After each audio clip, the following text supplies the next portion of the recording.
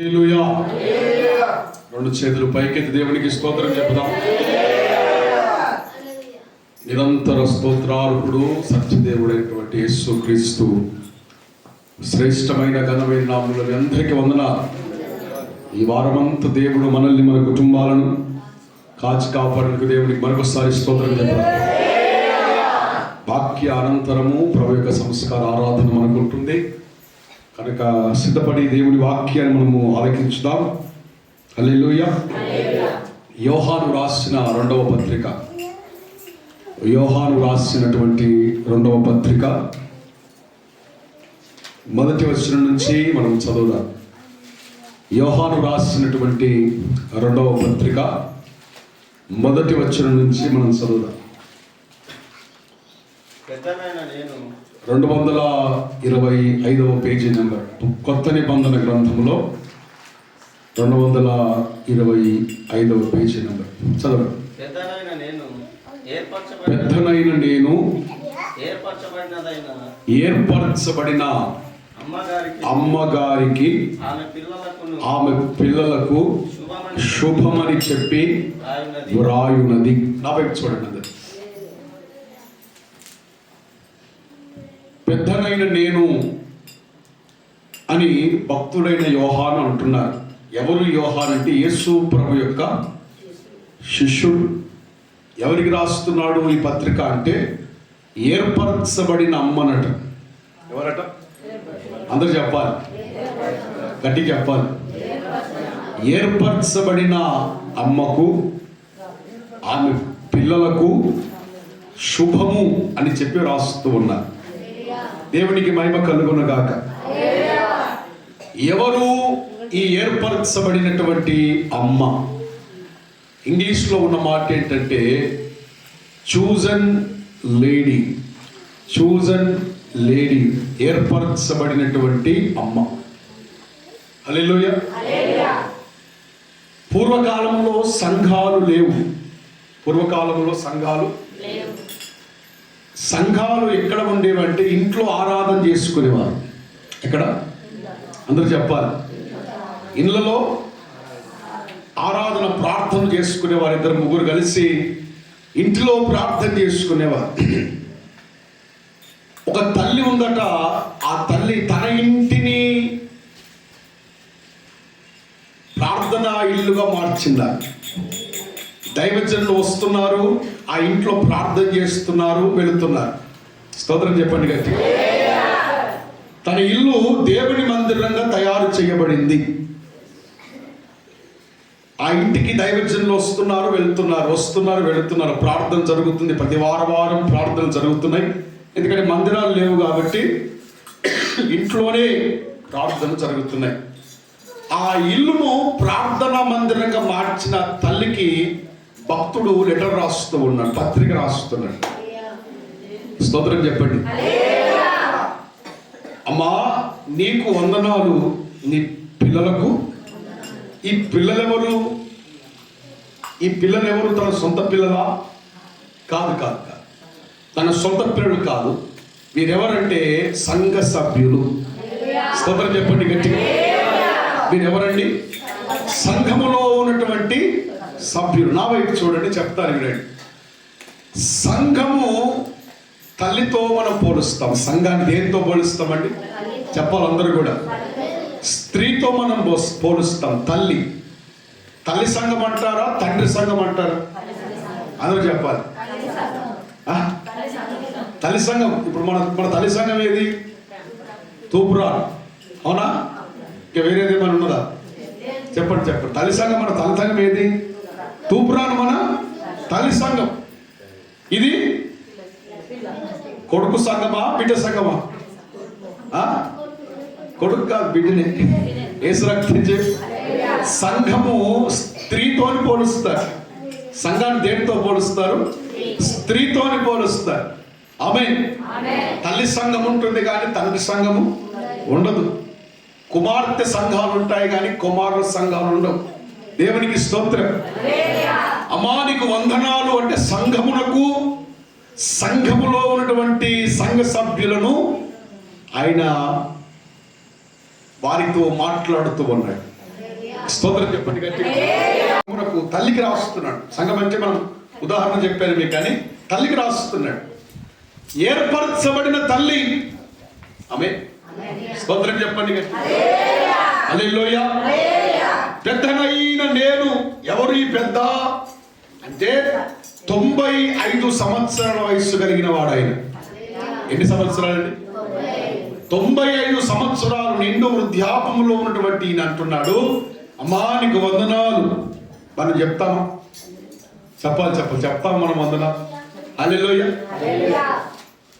ఈయన అంటున్నాడు, అమ్మా మీరు ప్రేమను కలిగి ఉండాలని నేను మిమ్మల్ని బతిమాలు కొనుచున్నా. స్తోత్రం చెప్పండి గట్టిగా. చిన్నోడు కాదు, చిన్న పిల్లగాడు కాదు మాట్లాడేది. ఎన్ని సంవత్సరాలు? 95 సంవత్సరాల పెద్ద మనిషి అంటాడు, మీరు ప్రేమను కలిగి ఉండాలి అని బతిమాలు కొనుచున్నాను. స్తోత్రం. హల్లెలూయా. నేడు చాలా మంది 2 మాటలు పత్రికలో ఉన్నాయి, నేను చెప్తాను. ఒకటి ప్రేమ ఉన్నది, ఇంకొకటి ఏంటో తర్వాత చెప్తాను. కొందరట సత్యమును అనుసరించి నడుచుకొనొచ్చు ఉన్నారట, వారిని బట్టి నేను సంతోషపడుతున్నానని భక్తులు అంటున్నారు. అయ్యా వారు సత్యములో నడుస్తున్నారని నీకు ఎలా తెలిసింది? మరి వారు సత్యములో ఉన్నారని నీకు ఎలా తెలిసింది? సత్యము ప్రేమ 2 ఒకే రకమైనటువంటి బంధమును కలిగి ఉన్నాయి. ఆమె సత్యము లేకుండా మనం వ్యక్తిని ప్రేమిస్తామా? ప్రేమించలేము. ఒక వ్యక్తిని ప్రేమిస్తున్నామంటే వారి లోపల సత్యము ఉంటేనే మనం ప్రేమిస్తాం. ఆమె అర్థమైందా మీకు? ఒకడు ఎప్పటికీ వాడు మోసం చేస్తున్నాడు మనల్ని, వాడు మనల్ని మోసం చేస్తున్నాడు, వాడిని మనం ప్రేమించగలుగుతామా?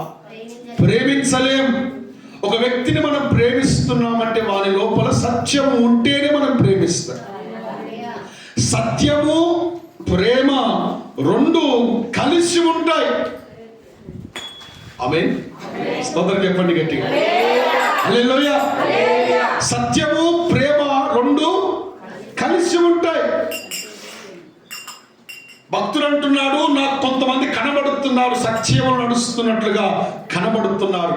ఎలా కనబడుతున్నారు అంటే, మార్కెట్లోకి వెళ్ళినప్పుడు ఎవడైనా ఎదురుపడ్డప్పుడు వాళ్ళతో నేను మాట్లాడుతున్నప్పుడు వాళ్ళ మాట తీరు, వాళ్ళు నడిచే విధానము, వారు చెప్పే సాక్ష్యాలు వింటున్నప్పుడు వారు నిజముగా సత్యములో నడుస్తున్నారని నాకు అర్థమవుతుంది. స్తోత్రం చెప్పండి గట్టిగా. ఒక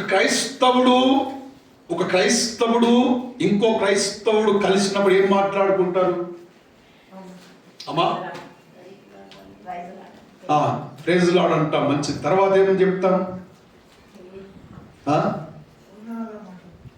వందనాలు అంటాం. తర్వాత ఏమంటాం?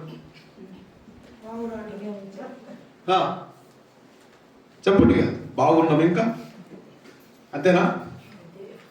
ఆమేన్. దేవుని బిడ్డ ఇంకో దేవుని బిడ్డను కలిసినప్పుడు ఏం మాట్లాడతారంటే, దేవుడు వారి జీవితంలో చేసిన కార్యాల గురించి వారు మాట్లాడతారు. మనకు ఎందుకు తెలియదు అంటే మనం మాట్లాడం కాబట్టి మనకు తెలియదు. స్తోత్రం చెప్పండి. మనం ప్రైజ్ లార్డ్ చెప్తాం, వందనాలు చెప్తాం, బాగున్నారా అని అంటాం. తర్వాత దేవుని గురించి మాట్లాడం. మనం ఏం మాట్లాడుతారో మీకే తెలియాలి కదా. స్తోత్రం. ప్రైజ్ లార్డ్ చెప్పుడే, బాగున్నారా అని అనుడే, కానీ తర్వాత దేవుని గురించి మాట్లాడమిగా. భక్తుడు అంటున్నాడు, మీ సంఘములో ఉన్నటువంటి పిల్లలు నాకు కనబడ్డప్పుడు, నేను వారిని చూసినప్పుడు నాకు వారిని బట్టి చాలా సంతోషమైంది. ఎందుకయ్యా నీకు అంత సంతోషం అంటే, నేను వారితో మాట్లాడుతున్నప్పుడు వారు మాట్లాడే విధానము ఆత్మలో ఎదిగిన వారు మాట్లాడిగా మాట్లాడుతున్నారు. దేవుని కార్యాలు వారి జీవితంలో జరిగినప్పుడు ఎలాంటి అనుభవాన్ని వారు ఎదుర్కొన్నారో అలాంటి అనుభవము కలిగిన మాటలు వారు మాట్లాడుతున్నప్పుడు ఇదిగో నాకు సంతోషం కలుగుతుంది. ఒక సేవకునికి ఎప్పుడు సంతోషం ఉంటుందో చెప్పండి అమ్మా. ఒక సేవకునికి ఎప్పుడు సంతోషం ఉంటుందంటే డబ్బులు ఎక్కువ వచ్చినప్పుడు కాదు. హలో, బాగా ఇంటికి పోతే మంచిగా అయ్యగారు మంచి భోజనం పెట్టాలని భోజనం పెడితే సంతోషం ఉండదు. సంఘం అంతా ఆత్మలతో నింపబడినప్పుడు సంతోషం ఉంటుంది. స్తోత్రం చెప్పండి గట్టిగా. స్థలము లేకుండా, జాగ లేకుండా ప్రజలందరూ కిక్కిరిసిపోయి అలాగ ప్రజలందరూ సంఘం మొత్తం మందితో నింపబడినప్పుడు గంట సేపు కాదు, 2 గంటలైనా అలసిపోయినా ఆకలైనా అయ్యగారికి ఆగకుండా వాక్యం చెప్తారు. ఆ సంతోషం సేవకునికి సంతోషం అదే, మాకు ఇచ్చే సంతోషం అదే. దేవునికి స్తోత్రం. నువ్వు మందిరానికి రాకుండా ఎన్ని కానుకలు పంపించినా మాకు సంతోషం రాదు. నువ్వు మందిరానికి వస్తేనే మాకు సంతోషం, నువ్వు మందిరంలో కూర్చుంటేనే మాకు సంతోషం, నువ్వు దేవుడి మాటలు వింటేనే మాకు సంతోషము. హల్లెలూయా, హల్లెలూయా. సేవకుణ్ణి సంతోషపరిచే వ్యక్తులు సంఘములో లేపబడాలి. స్తోత్రం చెప్పండి గట్టిగా. చదవండి, ఆ మాట చదవండి ఒకసారి. 4వ వచనం చదవండి. 4వ వచనం. తండ్రి వలన మనము ఆజ్ఞను పొందిన ప్రకారము నీ పిల్లలలో కొందరు సత్యమును అనుసరించి నడుచుకొనుచుండుట అనుకొని బహుగా సంతోషించు. నడుచుకొనుచున్నారని నేను చూచినప్పుడు బహుగా సంతోషిస్తుంది. ఈ సంఘంలో కొంతమంది ప్రార్థన పరులు ఉంటే సేవకునికి సంతోషం కలుగుతుందా? కలగదా? అందరు నిద్రపోయేటోళ్ళే ఉంటే సంతోషం ఉంటుంది. చెప్పాలి. క్రీస్తు స్వరూపాన్ని కలిగిన వారు తయారవుతున్నప్పుడే సంతోషము. హల్లెలూయా. అయ్యో నేను చెప్పకముందే వీళ్ళు చేస్తున్నారు కదా. పిల్లలు ఎదుగుతున్నప్పుడు తల్లిదండ్రులకు ఎప్పుడు సంతోషం అనిపిస్తుంది అంటే, చిన్న పిల్లలు ఉన్నప్పుడు వాళ్ళకి చెప్పాలి, బాబు ఆ పని చేయి, ఈ పని చేయి అని చెప్పాలి తల్లిదండ్రులు. కానీ వాళ్ళు ఎదుగుతూ ఉన్నప్పుడు తల్లిదండ్రుల్లో చెప్పాల్సిన అవసరము, వాళ్ళు చెప్పకముందే అన్ని పనులు చేసేస్తాడు. పొద్దున్నే లేచి నల్లబడుతున్నాడు. చిన్నగా ఉన్నప్పుడు చెప్పాలి, మరి ఎవరా పై నల్లబడ్డట్టు.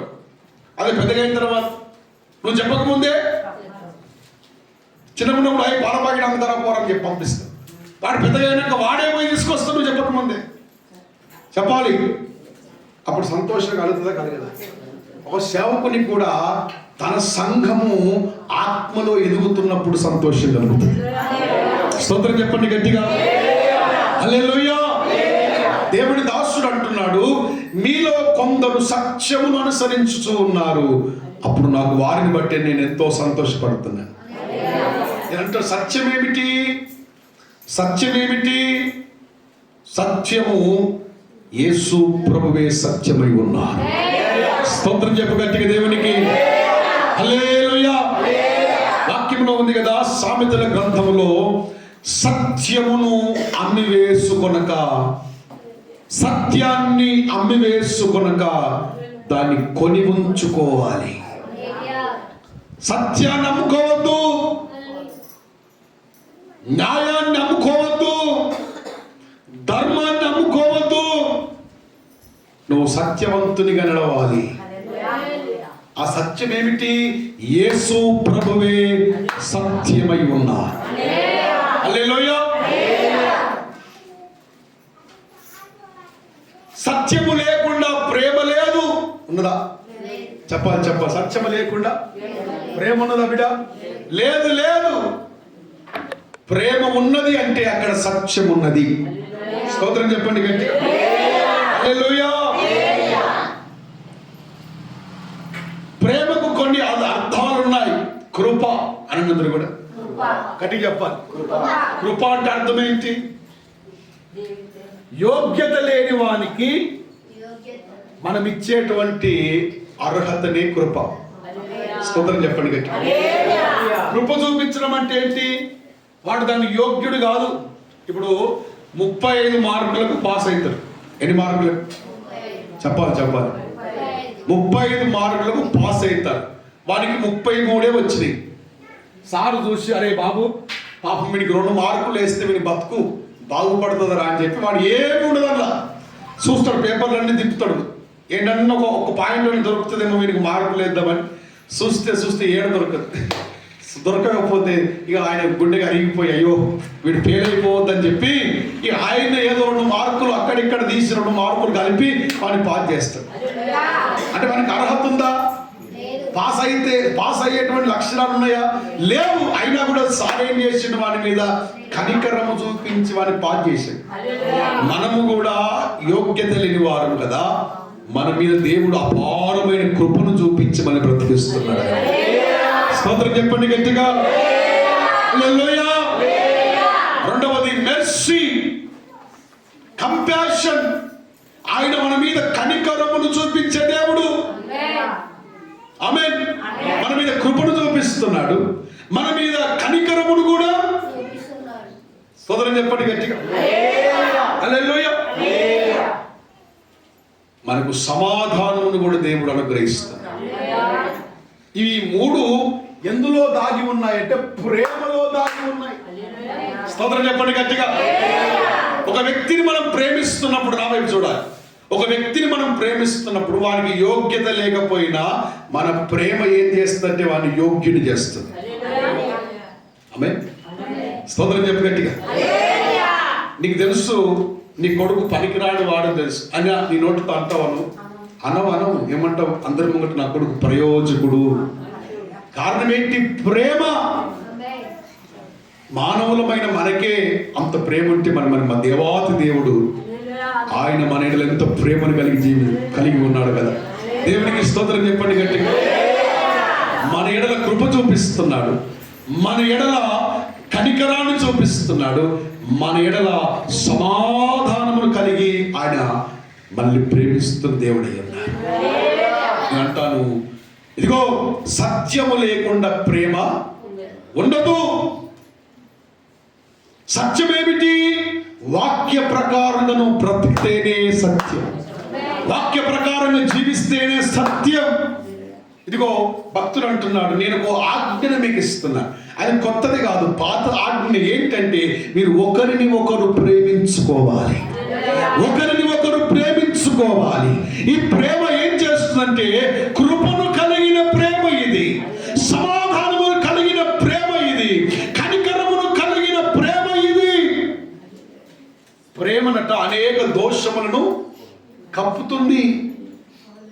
ఇప్పుడు మీ ఇద్దరి మధ్యలో ప్రేమ ఉందంటే ఆమె ఎన్ని తప్పులు చేసినా నీకు ఆ తప్పులు కనిపిస్తే ఏం స్వామి, ఇద్దరు దోస్తులు ఉన్నారు, వాడు ఎన్ని తప్పులు చేసినా వీడు ఏం చేస్తాడు? ఎన్నికేసుకొస్తాడు. ఎందుకు?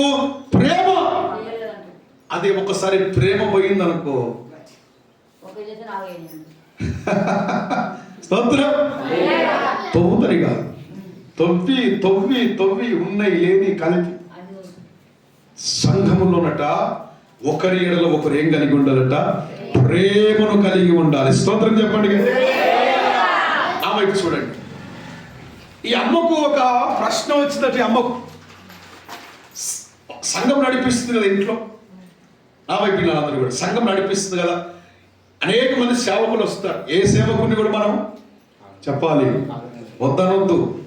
అందరు సేవకులు వస్తారు, అందరు సేవకుల్ని ఇంటికి పిలిపిస్తుంది, ప్రార్థన పెట్టించుకుంటుంది, భోజనం పెడుతుంది, పంపిస్తుంది, కానుక పెడుతుంది, పంపిస్తుంది. ఇవి పనది. ఏ సేవకుడు అప్పుడు అంటే ఒక సేవకుడు ఉండేవాడు కాదు, ఎవరో దారి పొంటిపోయే సేవకులు వచ్చేవారు. ఆయన ఇక్కడ ఒక గృహం ఉందట, ఫేత్ విశ్వాస గృహం ఉన్నదట అని చెప్పి ఆ ఇంట్లో ఒక రోజు ఉండి ప్రార్థన చేసి వెళ్ళిపోయేవారు.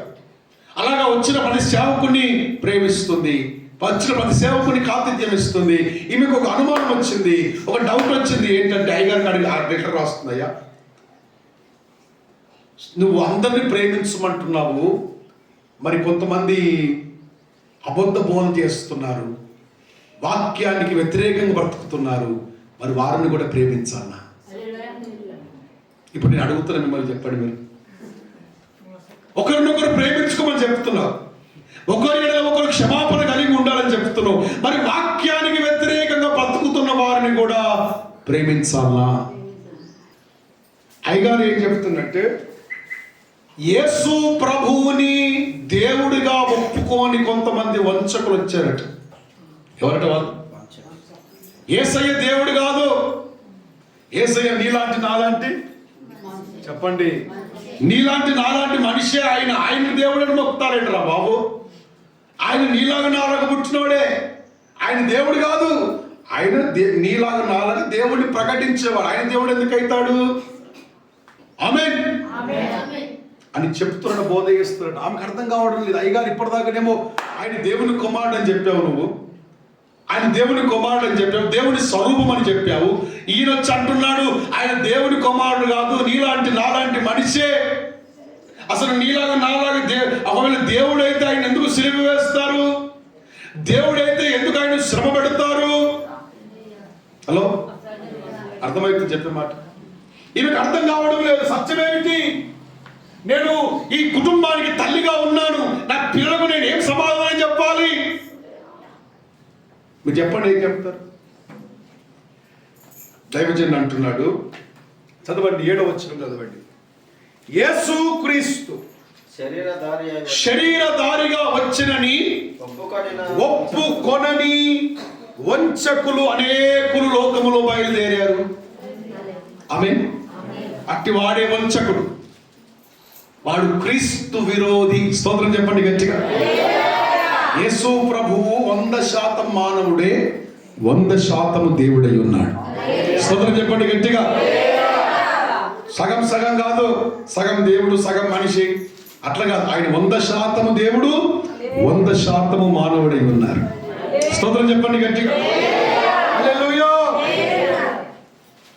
మేము మీ మధ్య నెరవేర్చిన కార్యాలు మీలో ఫలించకుండా అపవాది ఇలాంటి వ్యక్తులు పంపిస్తున్నాడు, జాగ్రత్త పడండి. స్తోత్రం చెప్పండి గట్టి. హల్లెలూయా. ఇగో బ్రహ్మాండమైన మాట చెప్తున్నాండి. వాక్యం ఏం చెప్తుందంటే, క్రీస్తు బోధకు వ్యతిరేకంగా మేము ప్రకటిస్తున్న ఈ బోధకు వ్యతిరేకంగా వేరే బోధ ఎవడైనా మీ దగ్గరకు తీసుకొస్తే ఆ బోధను మీరు అంగీకరించొద్దు.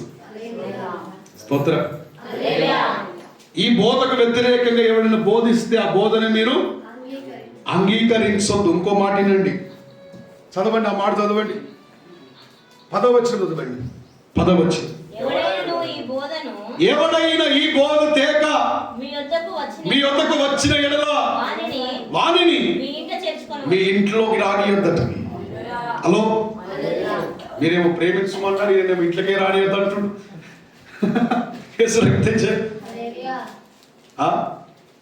ఏం సారమ్మా, ఏం చేయొద్దట? ఏం చేయొద్దట బిడ్డ? మేము బోధించే ఈ బోధ కాకుండా వేరే బోధ ఎవడైనా పట్టుకొస్తే వారిని మీ ఇంటిలోనికి రానియొద్దు. ఇంకో మాట, వానికి ప్రైజ్ లార్డ్ కూడా చెప్పొద్దట. హల్లెలూయా. అమ్మా, శుభమని వాడితో చెప్పవద్దు. ఎందుకు? వాడు వంచకుడు, వాడు క్రీస్తు విరోధి, వాడు అపవిత్రాత్మను కలిగిన వాడు. ముసుగు మాత్రము దేవుని సేవకుడిని ముసుగేసుకున్నాడు, బైబిల్ పట్టుకొని తిరుగుతున్నాడు, కానీ వానిలో సత్యము లేదు. స్తోత్రం చెప్పండి గట్టిగా. అందరినీ ప్రేమించాలి, అందరినీ మనం ప్రేమించాలి, కానీ ఆ ప్రేమ సత్యముతో కూడిందై ఉండాలి. సత్యము లేకుండా, క్రీస్తు లేకుండా ఎవరినైనా మనం ప్రేమించవచ్చా అంటే ప్రేమించకూడదు. ఆమేన్. స్తోత్రం చెప్పు గట్టిగా.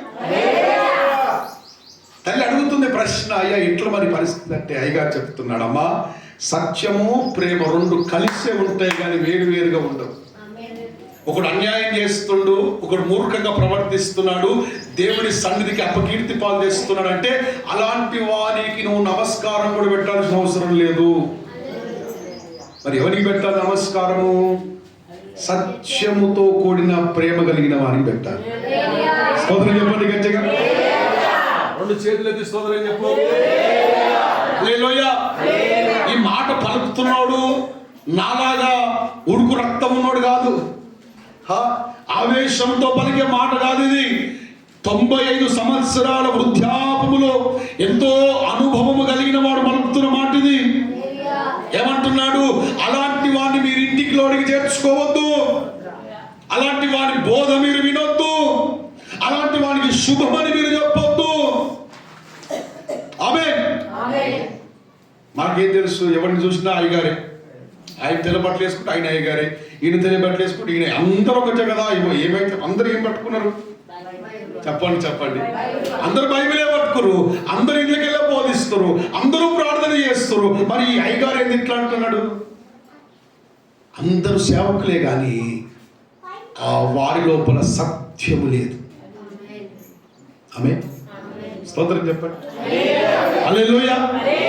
సత్యము ప్రేమ కలిసిన సేవకునికి మీరు నమస్కారం చేయాలి. స్తోత్రం చెప్పండి గట్టి. చాలా మంది ఎలా తయారయ్యారంటే క్రీస్తుని పక్కన పెట్టేస్తున్నారు. ఆమేన్. ఈ వాక్యం అంటుంది వారు వంచకులట, వంచకులు. ఇప్పుడు చెప్పండి, దేవుని వాక్యాన్ని సరిగా బోధించని వారికి మనం నమస్కారం చేయొచ్చా? చెప్పాలి. మరి చెయ్యొచ్చా చేయరాదా అంటే ఫస్ట్ నీకు తెలవాలి. అది వాక్య ప్రకారంగా చెప్తున్నారా లేదా? స్తోత్రం చెప్పు గట్టి. ఒక వ్యక్తి వాక్య ప్రకారంగా నడుస్తున్నాడా లేదా అని చెప్పడానికి ఎలా గుర్తుపట్టాలి మనం అంటే, నీ లోపల దేవుని ఆత్మ సంచారం జరగాలి. నీ లోపల ఆత్మ సంచారం కలిగితే ఒక వ్యక్తిని మనం గుర్తించవచ్చు. ఒక వ్యక్తిని మనం ఎలా గుర్తిస్తామంటే వాని యొక్క క్రియల ఫలమే. హలో, అర్థమైంది చెప్పే మాట. ఒక వ్యక్తి మంచోడా చెడ్డోడా అని చెప్పాలంటే వానితో ఒక 5 నిమిషాలు మాట్లాడను. 5 मिनट बात करने के बाद वो अच्छा हो बुरा हो आपको मालूम होता है. ఎవరితోనైనా సరే ఒక 5 నిమిషాలు కరెక్ట్ కూర్చొని వాటితో మాట్లాడితే వారి మనస్సు ఏంటితో నీకు అర్థమైంది. ఆమె స్తోత్రం చెప్పండి గట్టి. అంతేనా కాదా? ఇస్తారా? ఎవడేసంటాడో అర్థం కావాలంటే 5 నిమిషాలు మాట్లాడాలి. హల్లెలూయా. ఒక వ్యక్తితో నువ్వు మాట్లాడుతున్నప్పుడు దేవుని ఆత్మకు వ్యతిరేకంగా వాడు పనిచేస్తున్నాడని నీకు అర్థమవుతుంది. వీడు దేవుని వాక్య ప్రకారంగా జీవించడం లేదని నీకు అర్థమవుతుంది. అలాంటి వారిని సాధ్యమైనంత వరకు దూరం పెట్టడం మంచిది. వాళ్ళ ద్వారా ఏమవుతుందంటే అది క్యాన్సర్ పుండు లాంటిదని ఉంటుంది. ఎలాంటిదండి అది? చెప్పాలి. క్యాన్సర్ పుండు ముడుతుంది, ఇక్కడితోనే ఆగిపోతుంది. అదేం చేస్తుంది? మెల్లమెల్లగా మొత్తం దేహమంతా వాకుతుంది. దేహమంతా వాక్క ముందే దాన్ని ఏం చేయాలి? కత్తిరించాలి. ఆమేన్.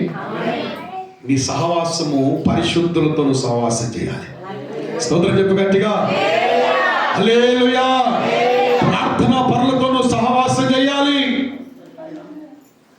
ప్రార్థన చేసుడే ఈ పనులు చేసుడు ఇలాంటి వాళ్ళతో చేస్తే వాళ్ళు ఎంత ప్రార్థన చేసినా ఫలితం ఉండదు. 0. 40 రోజులు ఉపవాసం ఉన్నా 0. స్తోత్రం చెప్పు. హల్లెలూయా. నువ్వు నడుస్తున్నప్పుడు నీ ఫలం కనబడాలి. నువ్వు మాట్లాడుతున్నప్పుడు నీ ఫలం కనబడాలి.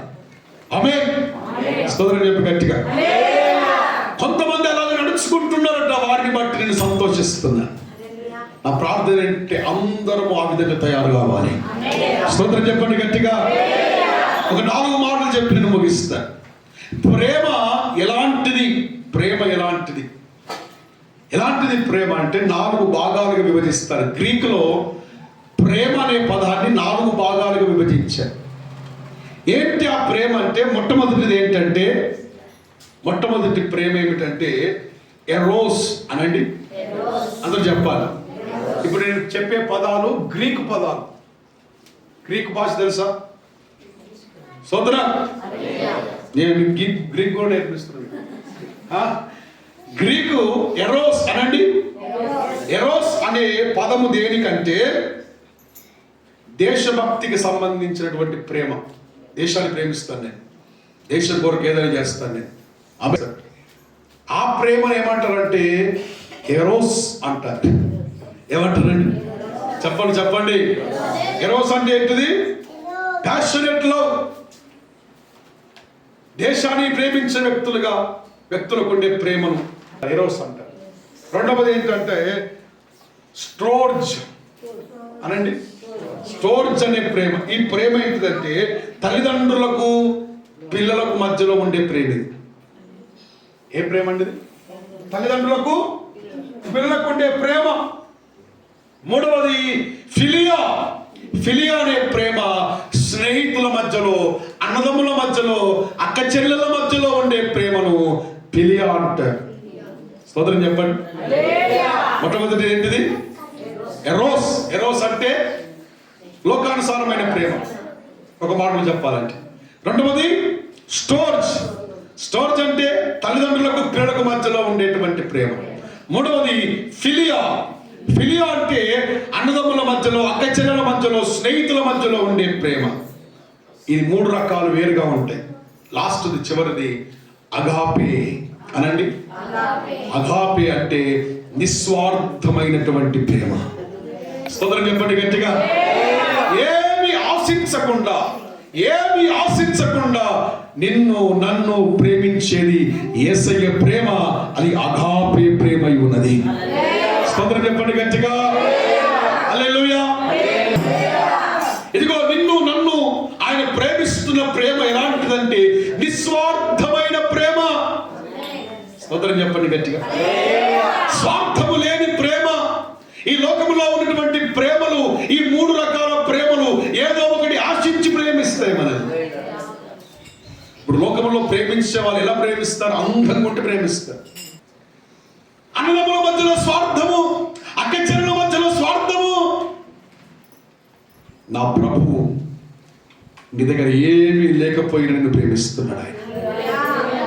స్తోత్రం చెప్పి గట్టిగా. హల్లెలూయా. అందుగానివా, అందుగత్తేవా నువ్వు? బలం ఉందా నీకు? నీ వెనక కోట్ల రూపాయల ఆస్తులు ఉన్నాయా? నువ్వు చెప్తే వింటావా? బుద్ధిమంతునివా, బుద్ధిమంతురాలివా, పరిశుద్ధునివా? ఏముందని ఆయన నిన్ను ప్రేమిస్తున్నాడు. నీలో ఏమీ లేకపోయినా ఆయన నిన్ను ప్రేమిస్తున్నాడు. అది నిస్వార్థమైనటువంటి ప్రేమ. అది లోకంలో ఎవరి దగ్గర దొరకదు. మనకు భార్య భర్తల మధ్యలో దొరకదు, అన్నదమ్ముల మధ్యలో దొరకదు, అక్క చెల్లెల మధ్యలో దొరకదు, తల్లిదండ్రుల మధ్యలో దొరకదు. ఎక్కడ ఎవరి దగ్గర దొరకని నిస్వార్థమైన ప్రేమ కలిగిన వాడు మనం ఆరాధించుతున్నటువంటి యేసు ప్రభువై ఉన్నారు. హల్లెలూయా. ఆ ప్రేమను మనం కలిగి ఉండాలి. ఈ లోకంలో నిస్వార్థంగా ప్రేమించే ప్రేమ నీకు దొరకదు. ఏదో ఒకటి ఆశించి ప్రేమిస్తాడు అబ్రాహాము. నీ దగ్గర ఏం లేకపోతే ఎవరు రాడు. హలో, నీ దగ్గర మూటలు ఉంటేనే వస్తారు. మూటలు ఉంటేనే మూటలు మూటలు అరిగేదాకా వస్తారు. మూటలు లేవనుకో నీ ముఖం కూడా ఎవడు చూడడు. హలో,